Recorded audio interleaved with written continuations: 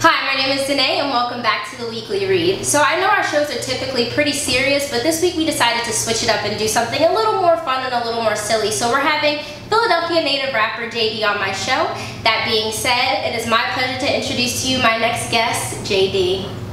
So thank you so much for being on my show. My pleasure. Can you just introduce yourself and tell everybody why you're here? My name is Jayde, aka Swaggo, and let you know about myself today. Okay, cool. So where does the name come from?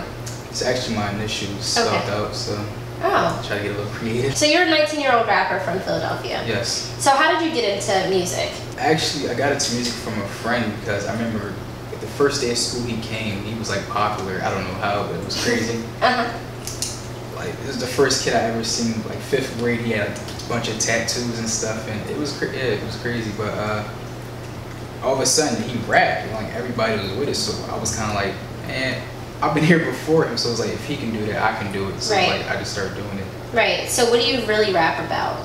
I'm young, so I just rap about like, things I do and go through. Yeah. I've seen. Rap is very oversaturated right now. There's a whole bunch of people who are interested in rap in Philadelphia, just period. How do you make yourself stand out? Just be myself, but also reinvent. Okay. Just find aspirations and what inspires you, and you have to constantly recreate and just reinvent yourself. Right. Like a lot of guys bite styles and they want to sound like this and want to sound like that. It's really just be yourself. Okay. And how do you find that unique style? Study, do my homework, what sounds good, what appeals to me, what appeals to like audience and stuff. Okay. So I have to like combine that together. Right. Just try to make the best music. Yeah. So if you're appealing to the audience, but you also don't want to take from other like rapper styles, like how do you manage to do that? I mean, you just have to. It's kind of like if you like something. Right. You don't want to copy it or like literally take the thing, but you find what makes it popular and what made it successful, and you use it as your own. Okay, without trying to bite the style. Right, so you're basically taking something and kind of like enhancing it, but also it's like modifying. It's like if he did this and this worked for him, how can I make it better, or how can I make it my own in a unique way? Right. Now, and you have been rapping for how many years? I've been rapping since like 6th grade. Okay, I just started recording in February. Oh wow! And so what took so long? Just like learning how and growing as an artist, as my craft, I wanted to sound perfect. Right. So if it had to take that long for me to get where I wanted to be, then it just had to be that. Okay. And so do you do pretty much everything by yourself? Well, not as like making beats and mixing and mastering. I'm still learning that, but like I know what I wanted to sound like before I go to the studio. So it's like when I'm there, I literally like make it sound like this, make it sound like that, have it do this, have it do that. Okay. So I guess I kind of do like the engineering part. Right. Yeah. But, yeah. Do you write before you hear the beats, or do you hear the beat in your head and then write to it? Sometimes I feel like always the beats create the story. Okay. But sometimes I will have material where I feel like, you know, I can take this. It's been sitting for a while. I can take this, maybe use it for this beat. It's just pretty much. I'm just creative. It's just whatever. Yeah. So is music your only medium then, since you are a creative person? I'm also into like fashion designing, a little photography here and there. Okay. And so how do you incorporate everything that you're interested in into your brand? Well, when you look at like some like the artists I look up to is like A$AP Rocky, Travis Scott, Tory Lanez, like just not as like their music, but them as an artist as whole. When you see like their visuals and like the way they dress, the way they present themselves, and it's just like amazing. So it's like that was kind of like my inspiration and stuff. Even like Kanye West, Jayde Smith. Right. So it's like you see how the way they take their pictures, the way they dress, and their music is very versatile. It's like if I can do something like that and make it mine, I can do it my own way. That'd be kind of dope. Right. So you mentioned Kanye West. So I'm just wondering, what do you think about all the stuff that's been going on with him lately? I feel like sometimes the way he says it, he says the wrong things, but also sometimes I feel like I might get criticized for this, don't hate me, but I feel like some of the stuff, as Kanye West, you have to first of all understand what Kanye West says. You have to understand who Kanye West and how he thinks. He's a very creative person. Like he kind of thinks how I think, whereas like it's not direct, but he thinks outside the box and things bigger than from what they are. Now, I'm not justifying what he says. He does says a lot of stupid stuff, but I feel like a lot of stuff he says is like misinterpreted. Yeah. I know I'm not like a huge Kanye West fan, and I do have my own personal thoughts about him, but he has said something recently about social media and how he thinks that followers shouldn't necessarily be on people's pages. And that leads to my next question, which is how do you use social media to advance your brand? It's easy to connect and reach out with other people for help. It's all about branding and trying to, like, how do I say it? Branding and just reaching out with other people and connecting. Right. Making those connections, marketing, promoting. Is way much easier than it would be back in the day. Right, yeah. I definitely agree. I use social media heavily for my brand as well. Do you think that social media can be harmful as well? Yes. Okay. I think social media it brainwashes people from reality. Like, there's a lot of people on social media that is big top guy. Right. But you see them in reality, it's like they're not that. He's just not that, yeah. And it just makes it feel like you have to compete and keep up with others, and right. I have to do this and I have to do this for attention, because the only way to seek fame is attention and do crazy stuff. And I just feel like sometimes social media just makes us forget.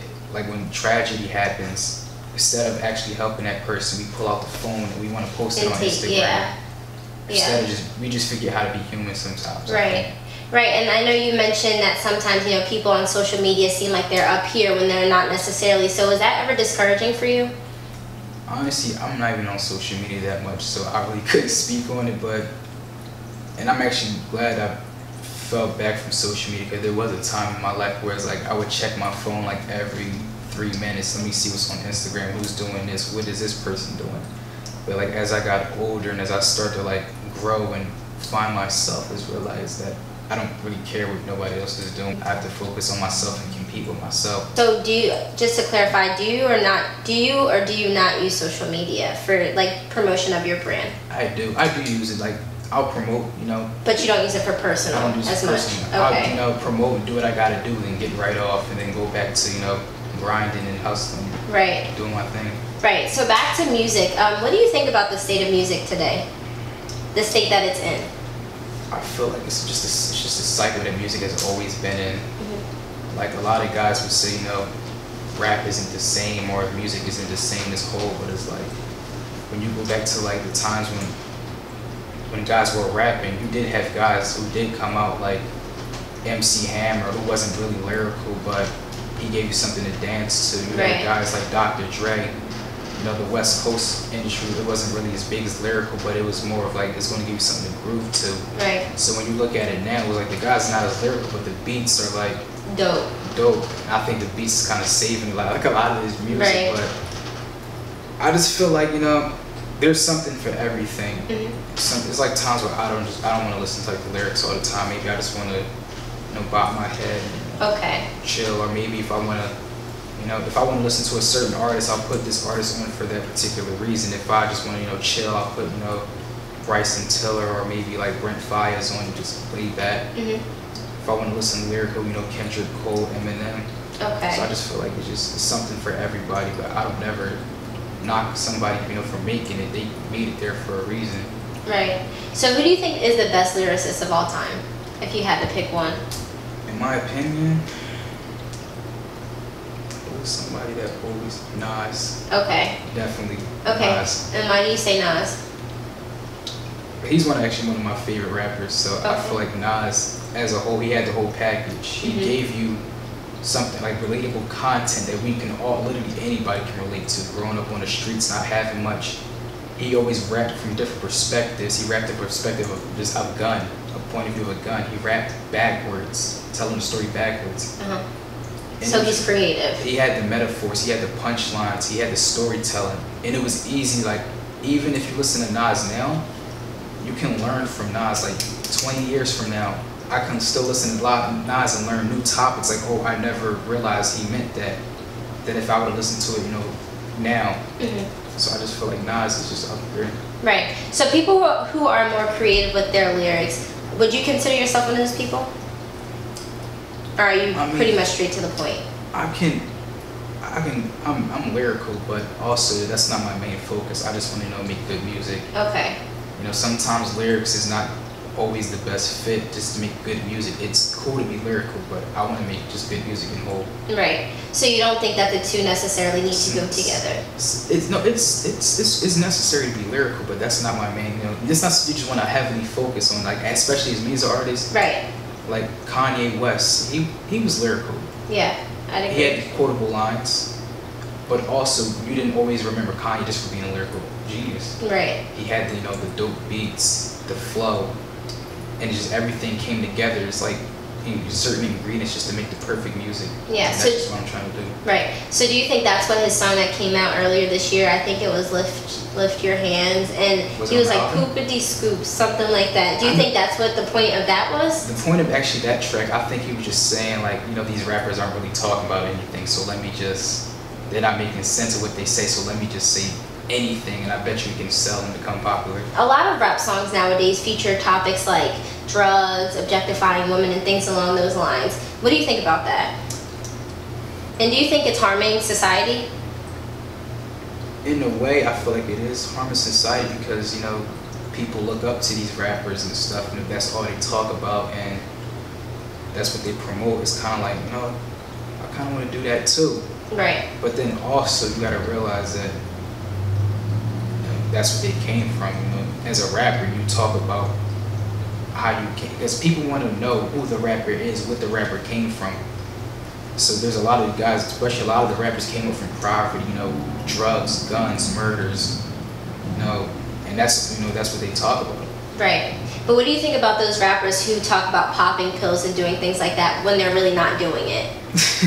Frauds. Yeah. Attention seekers. Right. That's just all it is. They just want attention. Yeah, and I feel like we're heavy in that right now, the whole clout chasing thing. Just to go back to social media, everybody's kind of looking to one up the other person. Yeah, it's competition, you know, who can do the dumbest thing first. Right, right. Do you have any projects or anything coming out? Well, I dropped my first project, 99 Cent, back in February. Okay. And I actually started recording. Those was like the first probably 7, 8 tracks I ever did. Okay, and how was that? It was pretty dope. I don't think it was bad. It was dope. Okay. I dropped it about, I wanted to drop it on my birthday, but... When's your birthday? February 9th. I'm trying to figure out your sign, but I'm not going to be able to guess. It's in Aquarius. Okay, Aquarius. So my plan was to drop it on my birthday, but, you know, to get this, the songs were still getting like mixed and mastered and stuff, so I didn't get the tracks till like about a week later. Like, I was texting everybody, you know, the guys who was doing the tracks. I was like, yo, is the track's done? Is the track's done? So then I finally got all the tracks, but then one of the tracks didn't come out right. So I had to go to my homie who I originally recorded the track with, and I bugged him. I was like, bro, I need this song, I need this song. And he never picks up the phone. Like, it's really hard to get him on the phone. So I got him on the phone eventually. I said, bro, I think, I kind of had an attitude when I called him, but I didn't mean it. But I was like, bro, send the track over, I need it. You know, he finally did it. Then I think as soon as he sent the track over, I just dropped the project. Okay, so what do you want people to know when they listen to your music, or what do you want them to feel? This kid is dope. Like, I want to be unpredictable, but I want to hit you in every aspect. I want to hit your mind. I want to make you move. I want to make you, you know, cringe in a good way. Like, yo, this kid is really fire. Right. So aside from Nas, who would you say are some of the people that you look up to? A$AP Rocky, Tory Lanez, Travis Scott. I think, you know, Playboy Cardi's cool. I like Flatbush Zombies, Jayde, Cole, Kendrick. Even just not rappers. I listen to more than just rap too. That's, I know, I look up to like, I like Nirvana. Okay. Black, Brent Faiyaz, Sir. It's just like, I have a crazy genre. Right. And is this something that you're planning to make a living off of? Music, of course. Okay, and so is that like you have tunnel vision, that's really the only thing? Plan A. Right, There's no right. Plan B. Okay, nice, nice. I'm a firm believer in not necessarily having a plan B because I feel like that's super easy to fall back on. I feel like a plan B, it's an excuse. Yeah. It's like, and it makes you lazy and comfortable. It's like, you know what, this isn't going to work out. I'm going to just fall back. Right. But I feel like you have tunnel vision and you know what you want, just go for it. Right. So being somebody who's young, you're still 19, how do you plan on infiltrating the industry in that way? Do you have those connections there? Not with it. I mean, I know people that know people, But as I do go and I do shows and I connect with people, they do offer to help and stuff and to get me out there and all that. Okay, so people are pretty helpful typically.